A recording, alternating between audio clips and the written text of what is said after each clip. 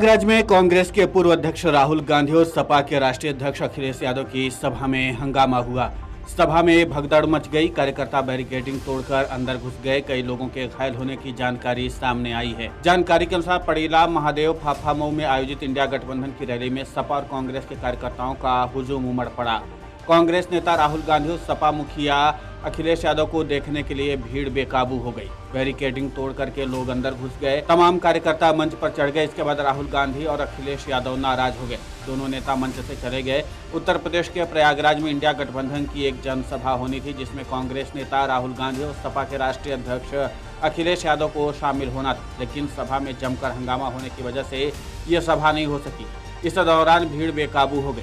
भीड़ ने मंच के आसपास लगाई गई बैरिकेडिंग को तोड़ दिया। इस दौरान रैली स्थल पर जमकर भगदड़ जैसा माहौल देखने को मिला। दोनों नेताओं के पहुंचते ही कार्यकर्ता बेकाबू हो गए और नेताओं के मंच तक पहुंच गए। हंगामा इतना जबरदस्त हुआ कि राहुल गांधी और अखिलेश यादव बिना भाषण दिए ही मौके से निकल गए। फूलपुर लोकसभा सीट पर राहुल और अखिलेश की संयुक्त जनसभा होनी थी। हंगामे में कई लोगों को चोटें भी आई हैं। इसके साथ ही मीडिया कर्मियों के कैमरा स्टैंड भी टूट गए हैं। इससे पहले रांची में भी इंडिया ब्लॉक की सभा में हंगामा हुआ था, जिसमें दो गुटों के कार्यकर्ता आपस में ही भिड़ गए और जमकर हाथापाई हुई थी। जब दोनों नेताओं के समर्थकों ने नहीं सुनी तो सपा के पूर्व मंत्री श्री प्रकाश राय ने भीड़ से कहा कि हमारे राष्ट्रीय नेता और कांग्रेस के राहुल गांधी मंच पर आ गए। आप लोग संयम बरतिए, मर्यादा रखें, उन्हें बोलने का मौका दीजिएगा।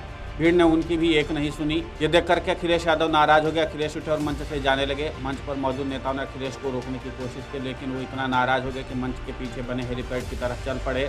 अखिलेश के साथ राहुल गांधी भी मंच से उतर आए।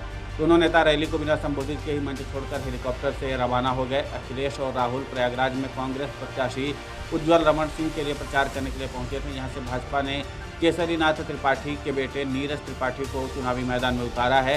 सपा के एमएलसी डॉक्टर मान सिंह यादव ने कहा, विशाल जनसैलाब को लेकर के भाजपा के होश ठिकाने लगे।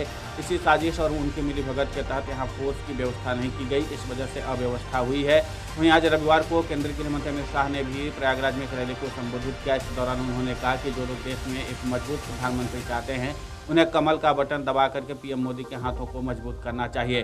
प्रयागराज के सोनाव में एक जनसभा को संबोधित करते हुए अमित शाह ने कहा, इंडिया गठबंधन के पास प्रधानमंत्री पद का कोई उम्मीदवार नहीं है। वे 5 साल में 5 प्रधानमंत्रियों के साथ प्रयोग करने की तैयारी कर रहे हैं। उन्होंने कहा, क्या आप ऐसे लोगों को वोट देंगे? सोनिया गांधी चाहती हैं कि उनका बेटा प्रधानमंत्री बने और लालू प्रसाद यादव चाहते हैं कि उनका बेटा मुख्यमंत्री बने। यही उनके जीवन का एकमात्र उद्देश्य है। अमित शाह ने आगे कहा कि अगर इंडिया गठबंधन सत्ता में आए तो एक बार फिर धारा 370 को बहाल कर देंगे, 3 तलाक और CAA को रद्द कर देंगे। गृह मंत्री ने कहा कि कांग्रेस और सपा ने ही 70 साल तक राम मंदिर का निर्माण नहीं होने दिया और कार सेवकों पर गोलियां चलवाई। इन दलों के नेताओं ने राम मंदिर उद्घाटन के निमंत्रण को भी ठुकरा दिया। उन्होंने प्रयागराज में हो रहे विकास कार्यों की भी जमकर चर्चा की।